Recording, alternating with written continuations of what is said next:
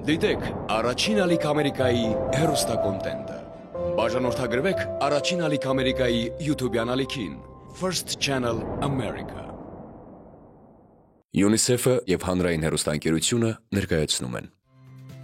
Շատ հաճախ իմ եւ այլ ծնողների մոտ նկատում եմ դաստիարակության մասով երկատվածություն, այսինքն հին եւ նոր տիպի դաստիարակությունների մասին է խոսքը։ Եվ որ երկու ծնողների մեջ պատահում է, որ տարբեր կարծիքներ ա լինում, այդ երեխաների համար շատ փաստացական արդյունք կարող է տա։ Շատերս հաճախ լսում ենք, եթե բավական խիստ չլինես, երեխան գլխիդ կնստի արտահայտությունը։ Ես հիմա արդեն 3 երեխա ունենալուց հետո կարող եմ ասել, որ դա հստակ միֆ է։ Անձնապես ինձ համար շատ կարևոր է, որ իմ երեխան ինձանից հեռու լինելով հանդերձ վստահ լինի, որ ես ունենալու եմ նույն վերաբերմունքը, օրինակ քննարկելու եմ իր հետ, խոսելու եմ, ինչ էլ որ լինի։ Ժամանակակից ծնողները հաճախ են ընկնում ծայրահեղությունների գիրկը։ Մեկ դու ազատատենչ ու հանդուրժող ես, մեկ չափազանց խիստ ու անդրդվելի։ Կարելի է ենթադրել, որ սա միլենիալներից բնորոշ երկատվածություն է, քանի որ մեզ հետ մեր ծնողները եղել են խիստ, բայց մենք հասցրել ենք նաև յուրացնել նոր դարաշրջանի փոփոխությունները։ Եվ ահա, երբ ամեն ինչ լավ է, մենք ժամանակակից ենք, երբ իրավիճակը դուրս է գալիս վերահսկողությունից, մենք մի քիչ նահապետական ենք։ Ինչպես սահմանել դաստիարակության կանոններ, սահմաններ ու մարտավարություններ եւ անձամբ չխախտել դրանք։ Կքննարկենք ծնողական ժողովում։ Միացեք։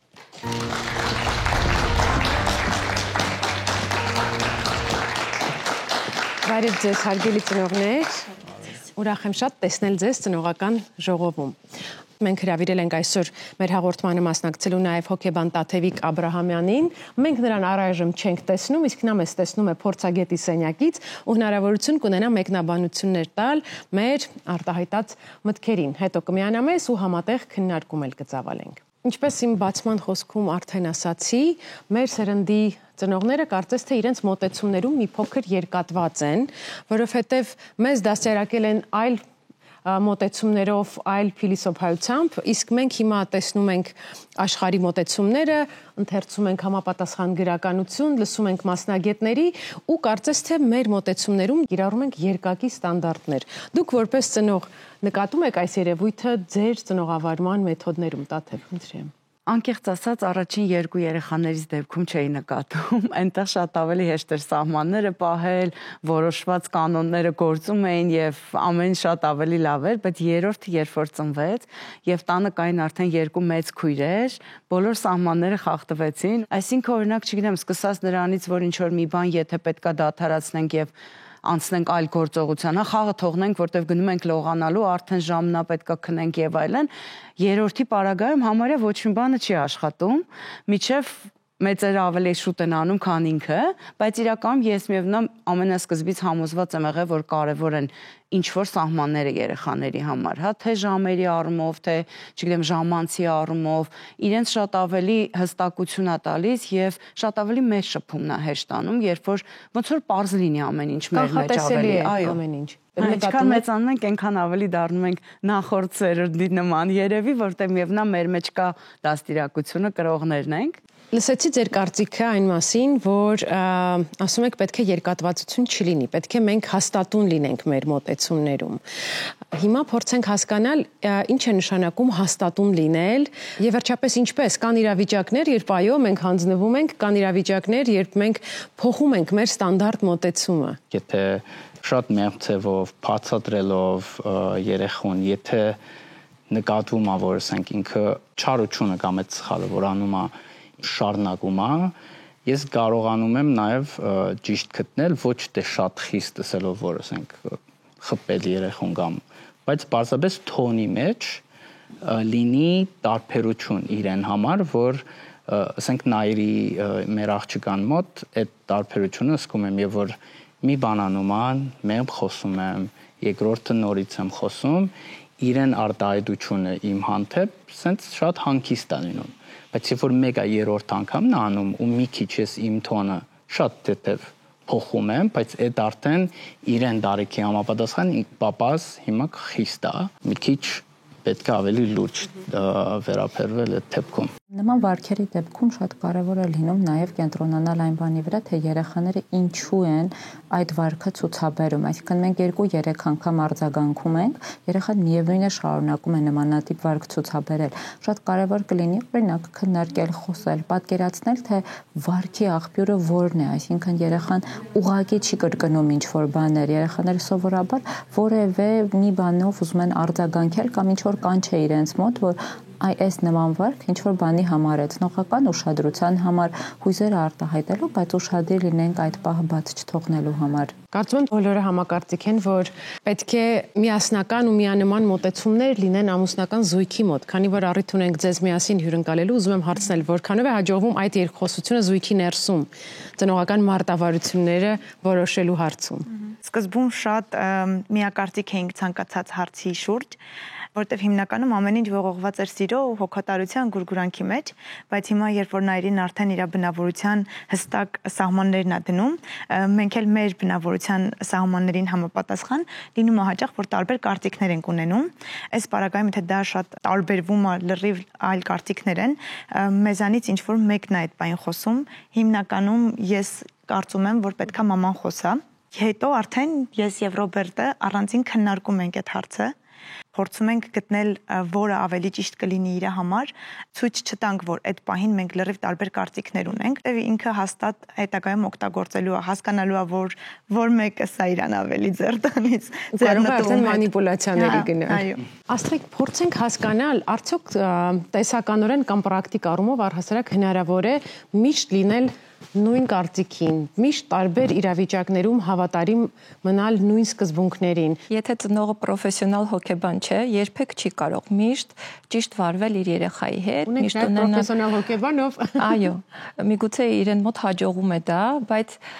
մենք հասարակ ոչ հոգեբաններս, որպես ծնող, երբեք չենք կարող ամբողջ այդ ընթացքը կոնտրոլի տակ պահել, եւ դա իմ կարծիքով նաեւ մի քիչ արհեստական կլինի կամ պիտի գեր ինքնատիրապետում ունենաս, չէ՞ որ մենք արտաքին միջավայրի փոփոխություններին անդադար ենթարկվում ենք եւ նաեւ այո, ինչ որ չափ պահում ենք մեր ընտանիքը արտաքին միջավայրի այդ հարվածներից եւ այո, մեր նյարդերը տեղի են տալու։ Էնպես որ բոլորը կարող են հանգիստ լինել, բոլորս մարդ ենք եւ շատ հաճախ սխալվում ենք, բայց օրինակ ես ունեմ մի կանոն։ Միշտ իմ սխալը իմ երեխայի մոտ շեշտում եմ, որ այո, ես ջղայնացա, որովհետև այսօր էսպես էր, այն օրը այնպես էր, միշտ խոսեք երեխայի հետ, որովհետև եթե հիշենք մեր մանկությունը, մեզ չէին բացատրում, թե ինչու գոռացին մեր վրա, ինչու էսպես վարվեցին, եւ այո, շատ մանկական տրավմաներ, շատ ինչ-որ խնդիրներ, նաեւ ծնող եւ երեխա այդ բացատրությունից է, որ չի լինում։ Վստահեցնում եմ հոգեբաններն էլ միշտ չի որ կարողանում են դա վերահսկողության տակ պահել, շատ բնական է, որ ամենատարբեր բնական իրավիճակներում որպես ծնող մենք էլ արձագանքելու ենք այնպես, ինչպես հաճախ իրավիճակը ստիպում է, ուղղակի պահպանում ենք մեր հստակությունը եւ այո, շատ ճիշտ է մատնանշում Աստղիկը, եթե մենք սխալ ենք անում, շատ հանգիստ երեխայի հետ քննարկում ենք եւ կարող ենք ներողություն խնդրել դրա համար, որպեսզի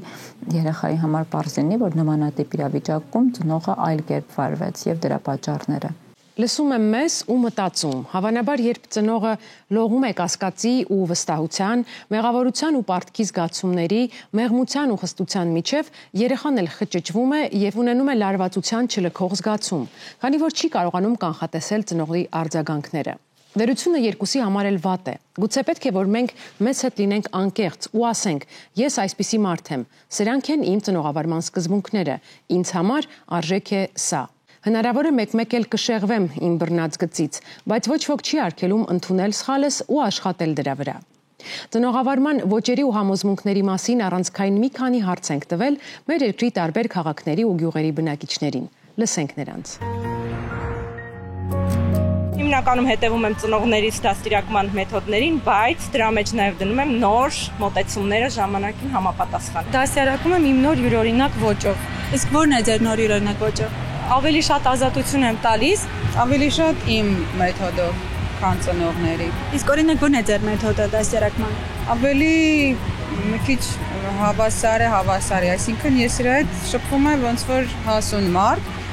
բայց չափը պահում եմ, հետևում եմ մեր ծնողների, մեր պապերի դաստիարակման մեթոդներին։ Ոչ անիկ, ավելի ասեմ ոսկե միջինը գվերցնես, փորձես երեխուն մեծացնես։ Ծնողներս օրինակին։ Հին մեթոդներով, հին դաստիարակչական ձևերով, որովհետև հիմա մտածում եմ, հիմա ազատությունը շատ է երեխեքին տրված,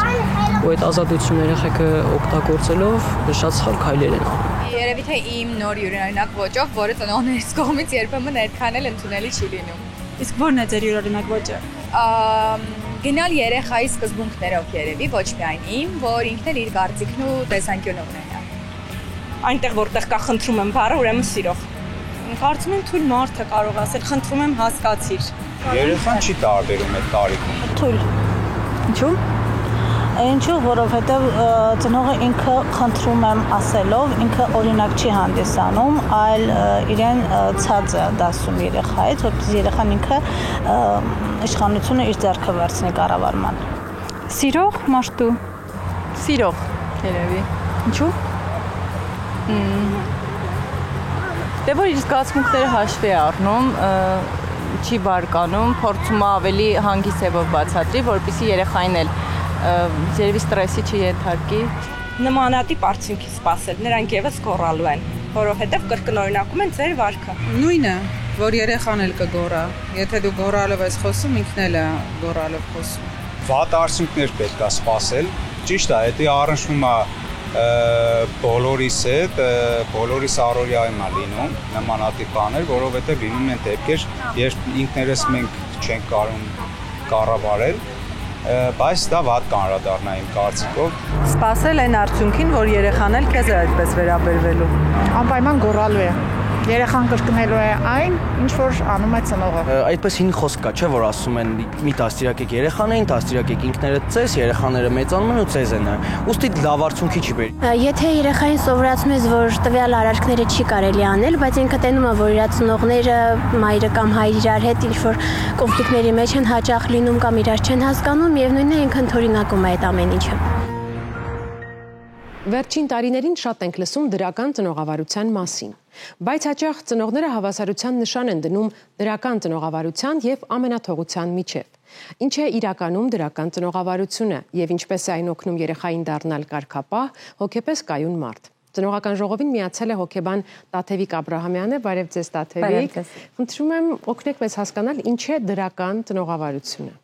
Դրական ծնողավարությունը նախ եւ առաջ ծնող երեխա արդյունավետ փոխհարաբերություններ ստեղծելու, կազմակերպելու հնարքները, միջոցները, ձևերն են։ Երբ խոսում ենք դրական ծնողավարման մասին, խոսքը գնում է հավասարակշռության պահպանման մասին, երբ մենք եւ թույլ ենք տալիս երեխային լինել ազատ, հնարավորություն ենք տալիս, որ երեխան կարողանա կատարել ընտրություն, երեխան կարողանա իր կյանքը ինքնուրույն ուղղորդել, միևնույն ժամանակ որպես մեծահասակ ով ունի ավելի շատ կյանքի փորձառություն, ով որ կարող է ուղղորդել իր փոքր խորհուրդներով, կարող է այնպես անել, որ երեխան ավելի բացասական իրավիճակներում չլինել, ինքը լինում է երեխայի կողքին այդ գործիքակազմով։ Երբ որ խոսում ենք դրական ծնողավարման մասին, դա այն է, որ մենք երեխային տալիս ենք սահմաններ, գործելու, լինելու ինքնուրույն, միևնույն ժամանակ իրեն փորձում ենք ուղղորդել։ Այն ծնողներին, ովքեր իրենց մոտեցումներում ավելի մեղմ են, ավելի հանդուրժող են,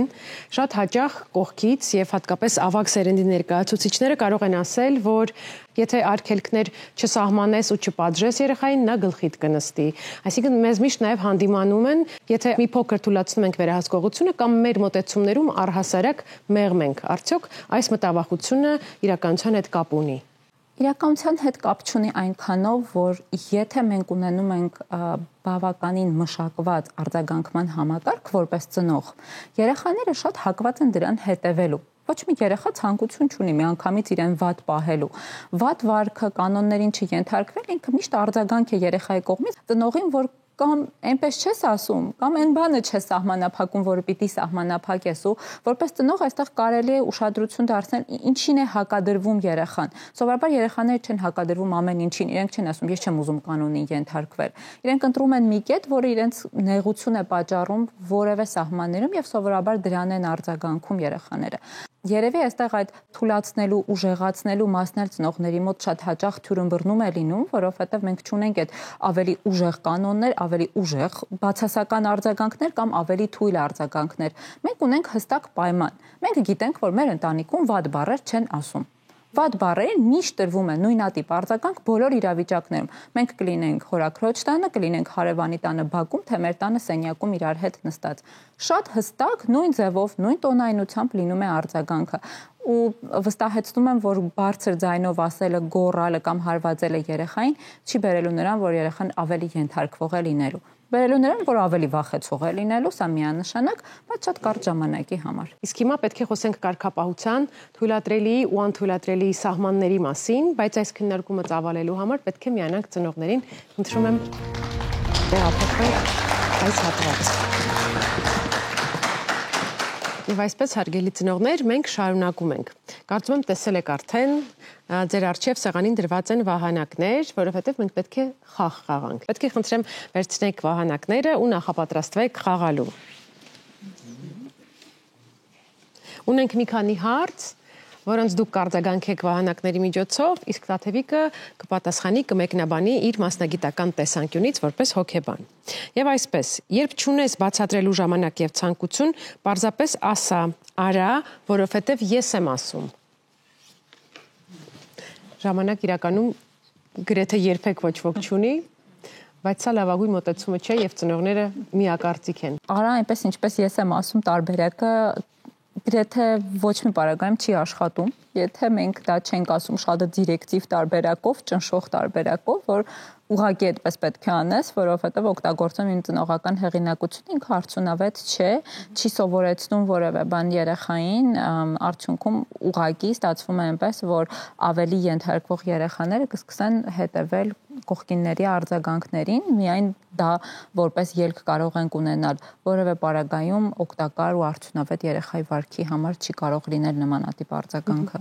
Եթե բացառում ենք նման ձևակերպումները եւ մեր պարտադրանքը, բայց այնուամենայնիվ ուզում ենք կարգապահություն ձևավորել, ինչպես անենք դա։ Կախված իրավիճակից ինչ է անում երեխան, տվյալ պահին արձագանքում ենք հենց իր վարքին, որ հասկանում եմ, գիտեմ շատ ես ուզում դա անել, պայմանավորվել ենք, խոսել ենք, գիտես կանոնները,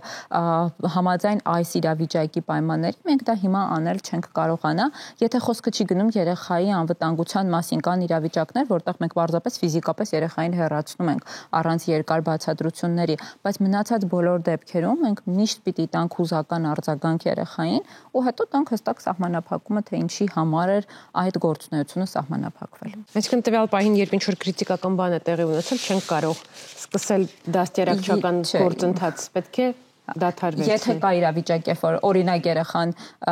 որևէ երկաթե լարով գնում է դեպի վարդակը եւ հեսա մտցնելու է ներս, բնականաբար այդ պահին երկար մտածելու ժամանակ չունենք, մենք ուղղակի ֆիզիկապես շատ արագ իրեն հեռացնում ենք, հետո բացատրում ենք, թե ինչ կարող էր տեղի ունենալ։ Վստահաբար նմանատիպ իրավիճակները լինում են ավելի քիչ, դրա համար մենք հստակ բառային արձագանքը պետք է մեր համար մշակված ունենանք նաև։ Շատ լավ, հաջորդ պնդումը հետևյալն է. երբ երեխան լաց է լինում, փորձիր հասկանալ պատճառը, մի շտապիր ասել լաց մի եղիր։ Այստեղ միջանկյալ հարցել ունեմ, ինչու է կարևոր զգալ, հասկանալ ու հաշվի նստել երեխայի հույզերի հետ։ Որտեղ հույզերը երեխայի անձի կառույցի մեջ իր յուրահատկությունները բնութագրող կողմն են, շատ հաճախ ստացվում է այնպես, երբ որ մենք սահմանափակում ենք հույզերը, մենք ունենում ենք ռոբոտացված անհատ, ով որ ուղղակի հետևում է արձագանքներին, որոնք կողքից գալիս են։ Հուզականությունը կյանք է տալիս երեխային, հուզականությունը համուհոտ է դնում իր արձագանքների մեջ, երբ մենք սահմանափակում ենք երեխայի հուզականությունը, ստացվում է այնպես, որ արտահայտման որևէ տարբերակ այդ երեխան չունի, բացի նրանից, որ ուղղակի արձագանքի պատասխանի նրան ինչ որ իրեն հարցրել են, ինքը չի կարող իր ռեակցիան տալ։ Բացի դրանից հուզական արձագանքը երեխայի բնականon պահանջն է։ Իրենք ուղղակի հուզական են, իրենք կարող են ցանկացած բանի մասին խոսել հույզերով։ Իսկ սոցիալիզացիայի հետ հուզականությունը սկսում է ավելի պակասել, մենք ավելի ռացիոնալ արձագանքներ ենք տալիս որպես մեծահասակ, բայց երեխաների խոսքի ձևը հույզն է։ Դե զրկում ենք դրանից, զրկում ենք արտահայտվելու հնարավորությունից։ Հաջորդ պնդումը այսպիսին է. շիկացած պահերին, երբ տեսնում ես, որ քո ու երեխայիդ ուժերը սպառվել են, վերցրու դադար։ Ինչ եք կարծում, ճիշտ է թե սխալ այս մոտեցումը։ Կարծում եմ այստեղ երկու կարծիք չկա, գոնե ներկա ծնողների շրջանում, ինչու է կարևոր ինքնավերահսկողությունը, այսպես ձևակերպենք։ Որտեղ գերհուզական պահերին, որպես ծնող մենք տալիս ենք սխալ արձագանքներ։ Բնականաբար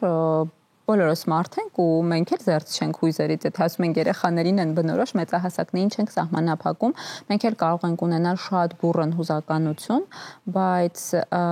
մեծահասակ երեխա հարաբերակցության ժամանակ մեծահասակը ունի այդ առավելությունը կառավարել սեփական հույզերը, երեխան չունի։ Երբ մենք տրվում ենք մեր հույզերին ու սկսում ենք ավել բղավել կամ բարկանալ, վատ բաներ ասել, երբեմն նաև հարվածել կան ծնողներ, արդյունքում ստացվում է այնպես, որ մենք ոչ երեխային ենք լսում, ոչ մեր ասելիքն ենք կարողանում միջև վերջ ասել ու ուղղակի լինում է վիճաբանություն, ուղղակի լինում են շատ բացասական հույզեր, որոնք ոչինչով մեզ օգնել չեն կարող այդ իրավիճակում։ Դրա համար դադար վերցնելը, գնալ կողքի սենյակ, դուրս գալ տնից, եթե հնարավորությունը այդ պահին ունենք, միշտ օգնող տարբերակներ է լինում։ Բայց ես միշտ նաև նշում եմ այն մասին, երբ որ վերադառնում ենք, մենք վերադառնում ենք այդ խոսակցությանը։ Մենք չենք կորցնում խոսակցությունը։ Հետ ենք գալիս ու նորից արձագանքում ենք, թե ինչ տեղի ունեցավ։ Երբ երեխային թողնում ենք այս շիկացած իրավիճակում, մենակ իր մտքերի, իր էմոցիաների հետ ու մենք ֆիզիկապես հեռանում ենք։ Մենք երեխային ավելի շատ ցավ չենք պատճառում դրանով։ Բնականաբար չենք ուղակի դուռը փակում եւ դուրս գալիս տարածքից, սովորաբար միշտ լինում է արձագանք այն մասին, որ այս պահին ես շատ հիմա բարկացած եմ ու կարծես մենք իրար չենք լսում։ Դրա համար այստեղ դադարեցնում ենք խոսակցությունը, ես կլինեմ կողքի սենյակում կամ կլինեմ միջանցքում կամ ինչ որ միտեղ տարածքում, բայց ոչ երեխայի հետ անմիջականորեն այնտեղում, որտեղ ինքն է, քանի որ այդ խոսակցությունը շարունակվելու է, իսկ մեզ համար կարևոր է, որ ընդհատվի այդ խոսակցությունը հուզական տոների վրա, հետո նորից կվերադառնանք այդ քննարկմանը, բայց արձագանք տալիս ենք, մենք ուղղակի չենք հեռանում։ Շատ լավ, եւս մեկ հարց ունենք, հարգելի ծնողներ, հետաքրքիր է ձեր մոտեցումը։ Երեխայի ինձ համար անընդունելի պահվածքի մեղավորը հենց երեխան է։ Իմ արձագանքի ձևը նրա վարքի հետ ոչ մի կապ չունի։ Բոլորը ասում են սխալ է։ Այո, սխալ է, որտեվ երեխայի վարքի պատճառը երեխան չի կարող լինել, երեխայի վարքը արձագանք է, պատասխան նրան, թե ինչ է տեղի ունենում իր միջավայրում, ինքը ուղղակի արձագանքում է, արձագանքման ձևը այդպիսինն է։ Եթե մինչև այդ սովորեցրել ենք ինչպես արձագանքել, ինքը կարձագանքի ավելի ընդունելի տարբերակով, եթե չենք սովորեցրել, անում է այնպես, ինչպես տվյալ պահին իրեն հույզերը թելադրում են։ Մեր արձագանքը երեխայի վարքի մասին պիտի լինի, ոչ երեխայի անձի մասին,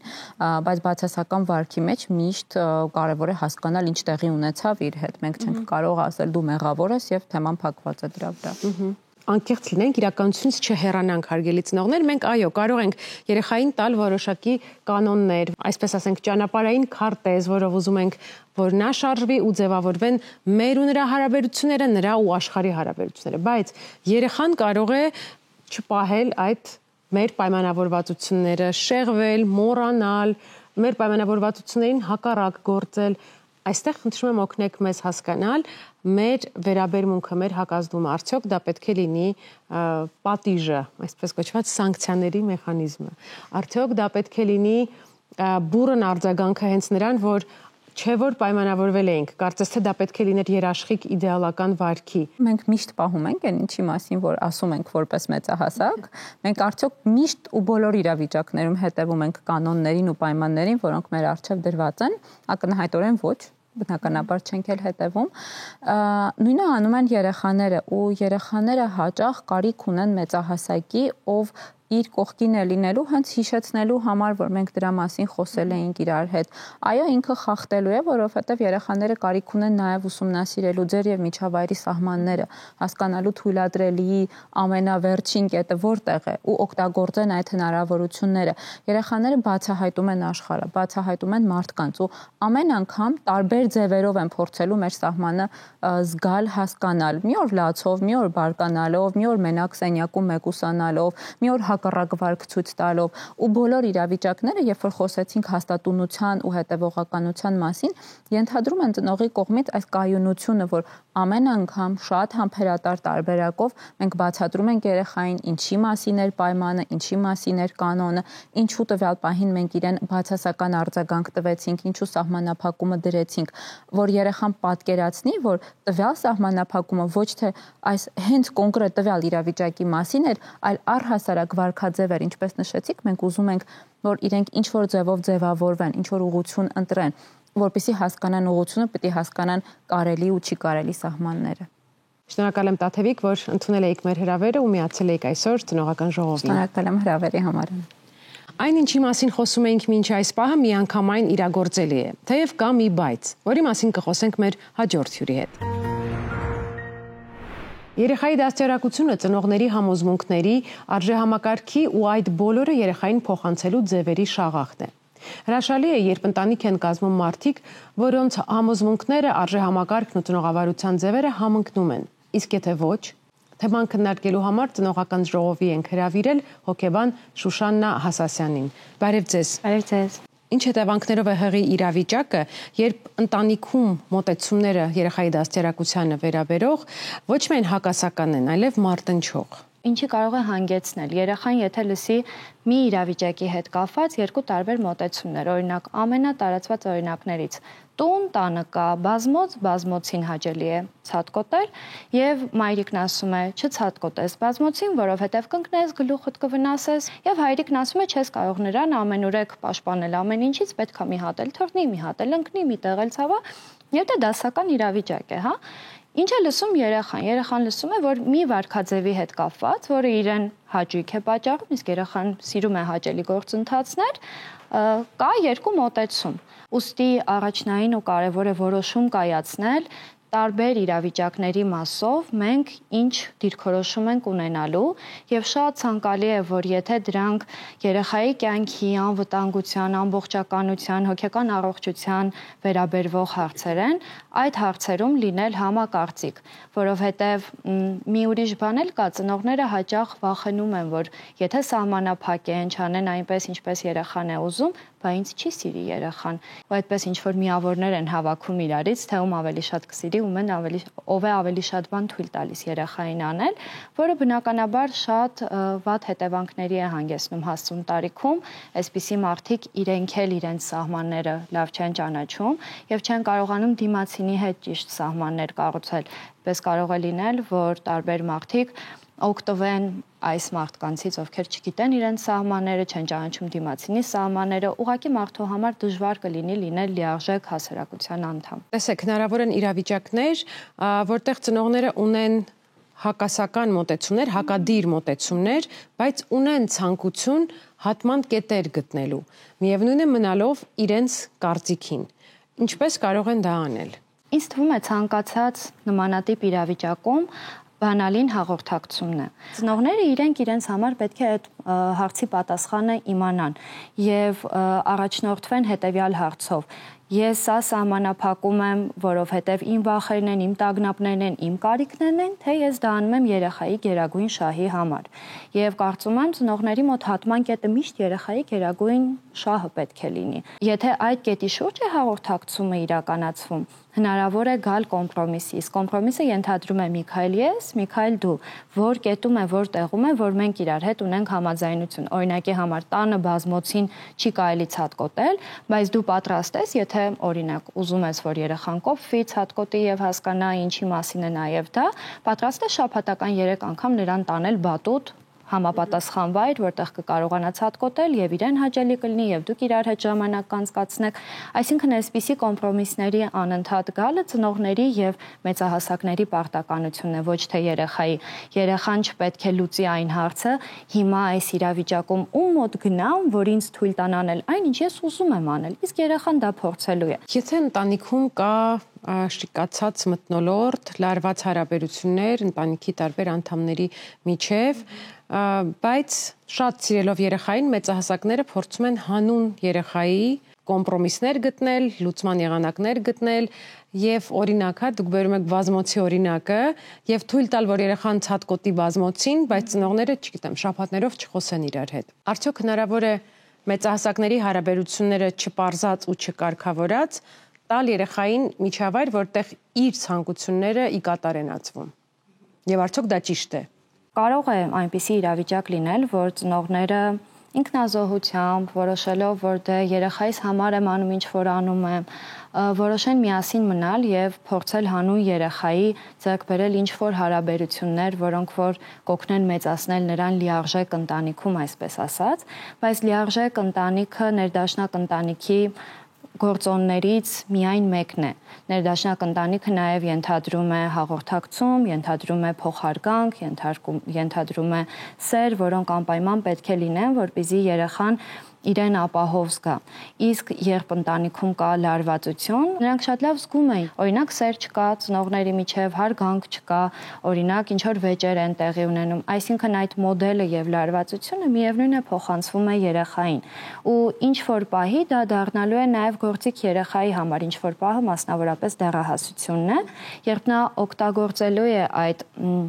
բաժանումը ծնողների միջև իշահ իրեն, որովհետև երեխան խնդիր ունի հասկանալու, թե մինչև որտեղ կգործի այդ սահմանը, որպեսզի նա բավարարի իր կարիքները։ Ու եթե շիկացած են հարաբերությունները եւ դրանք նաեւ դրվում են երեխայի դաստիարակության մեջ, ինչ որ պահի դա լինելու է մեղադրելու թեմա երեխային, որ այ ես ամեն ինչ քո համար արեցի, ես մնացի այդ հարաբերությունների մեջ, իսկ երեխան չունի պատասխանատվություն ձեզ միասին պահելու, յուրաքանչյուրը ինքն է իր կյանքի համար որոշում կայացնում։ Շնորհակալ եմ շատ, ամենայն բարիք ձեզ։ Հաջողություն։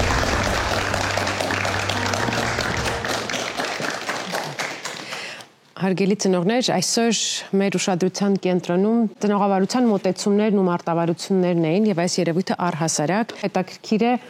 ինչ նոր մտքեր տվեց այսօր այս քննարկումը ձեզ, խնդրեմ։ Եթե մենք դիտարկենք ընտանիքը որպես աշխատանք, ծնողավարությունը որպես աշխատանք, կարևորագույն աշխատանք մեր կյանքի համար եւ ընտանիքը դիտարկենք որպես թիմ, ինչպես մենք կուզենք մեր թիմը ամուր պահենք, կրթենք եւ որևէ վնասներ չթողնենք, որ պատահի մեր թիմի հետ, պիտի նաեւ ընտանիքի հետ այդպես վարվենք, միշտ հասկանանք, կմռնենք մեր երեխաներին, ինչքան էլ որ դժվար լինի, բոլորս գիտենք, որ մեր համար դա դժվար է լինելու։ Այո, սխալներ անում ենք, անելու ենք, բայց նորմալ է։ Ինձ թվում է իրական ծնողավարման ամենակարևոր երկու կարևոր բաղկացուցիչ մասը դա սերն է։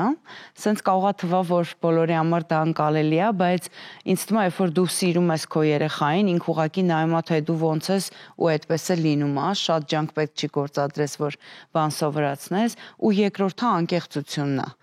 Ու հարգանք, անկեղծություն, այդ ոնց որ փունջը, հա, ու մնացած ամեն ինչը կստացվի, որտեվ եթե սխալվեցիր, ներողություն կխնդրես, կբացատրես, կհասկանա, կնեղանա, կգնա մի քանի օր չի խոսի,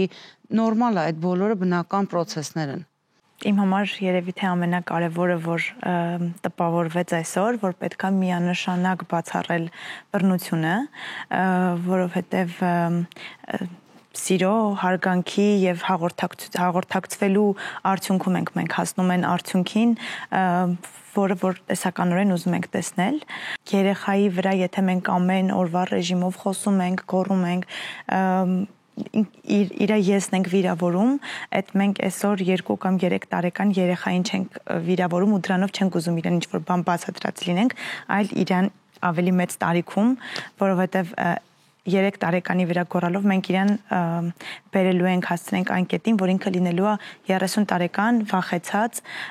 շրջապատին չվստահող մարդ։ Ամենաշատ կետը, որ իմ հետ նաև տպավորվեց ու նաև ես եւ Անին շատ հաճախ փորձում ենք իր զգական իրականացնել, այդ համակորձակցությունն է, որովհետեւ որքան որ ծնողները իրար հետ համակորձակցում են, որքան այդ արդյունքը երեխու հանդեպ շատ ավելի դրական է լինում։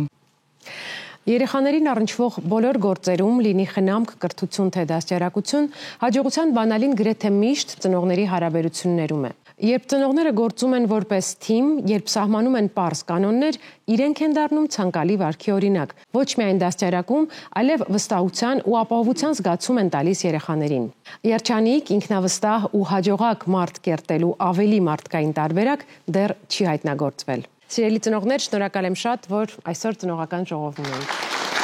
Կհանդիպենք հաջորդ շաբաթ։